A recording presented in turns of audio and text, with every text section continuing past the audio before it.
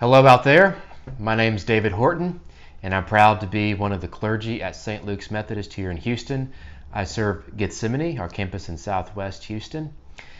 If you're watching this on the day that we're releasing this devotional, it is Friday, and I am tired. Are you tired? I'm tired. Let's talk about how tired we are.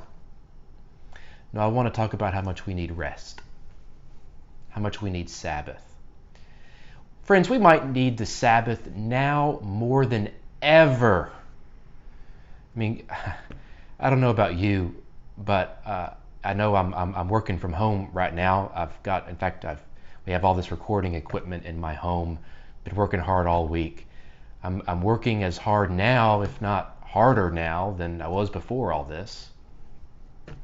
And those of y'all who have been laid off or lost your jobs, I can only imagine just the mental toll that takes. I can only imagine how exhausting that must be.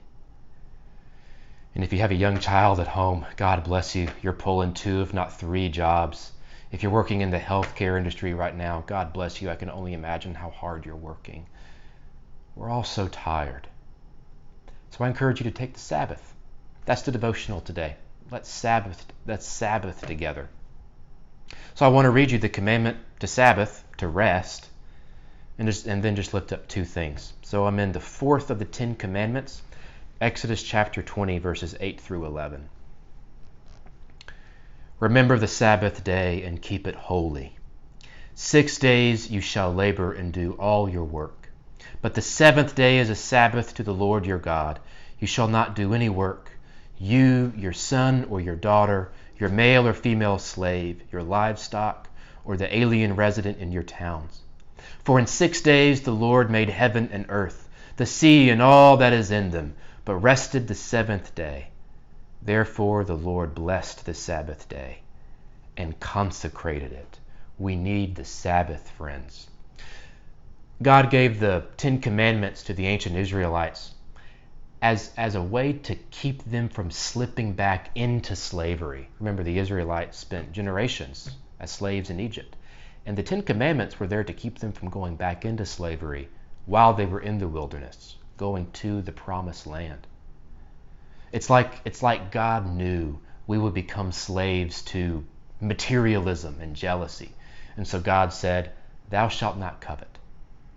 It's like God knew we'd become slaves to violence and vengeance, and so God said, "Thou shalt not murder or steal." And it's like God knew we'd become slaves to hurry. Hurry.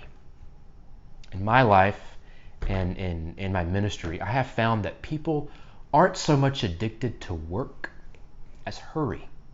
Hurry. We're addicted to hurry. Maybe we're not workaholics so much as hurryaholics. Hurry. We need to be set free from hurry. There's a pastor named John Ortberg, and he talks about a conversation he had with an amazing Christian author and thinker named Dallas Willard. And John Ortberg asked Dallas Willard, "Hey, what is the one thing that you would suggest for people to be spiritually healthy? What's the one thing people should do to be spiritually healthy?" And Dallas Willard said, without missing a beat, he said, "You must ruthlessly eliminate hurry from your life." Ruthlessly eliminate hurry. Are you in a hurry? Even in this season, when we're staying at home and things are strange. Are you hurrying now more than ever? I am. I'm hurrying a lot. And I need Sabbath. And I bet you do too. Maybe that's one of the gifts God is going to give us throughout this crazy season. Freedom from hurry. Maybe it's the gift we needed all along, to be set free from hurry. And here's the second thing.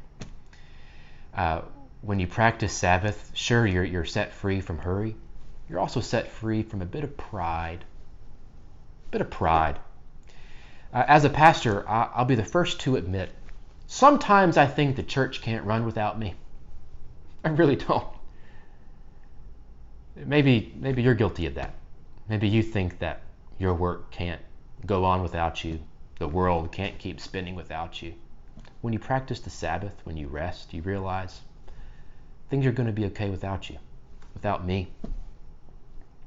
I went to seminary in North Carolina at this beautiful, beautiful campus in Durham, North Carolina. And I visited the campus almost a year to the day after I graduated from seminary. The chapel at our seminary has this huge spire, this huge tower.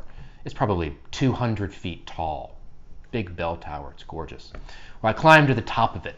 You can do that if you get special permission, because you get this amazing view. You can see for miles around you. And I looked around at this place I had left, this place and this town, this community I had left 12 months before, and I realized they've gotten on perfectly well without me. They don't need me. They don't need me. I get to enjoy life. I think God gave us the Sabbath to set us free from hurry and pride, and instead to enjoy life. That's how we show we are grateful to God for this one life we're given, by enjoying life. We can't be grateful for this life, hurrying through it, or thinking that life cannot go on without us. We're grateful to God when we enjoy life. And that's why I encourage you to rest. Take this time. Take this time to be free. God bless you. May you practice the Sabbath this week. Practice it with me. Let's keep it holy.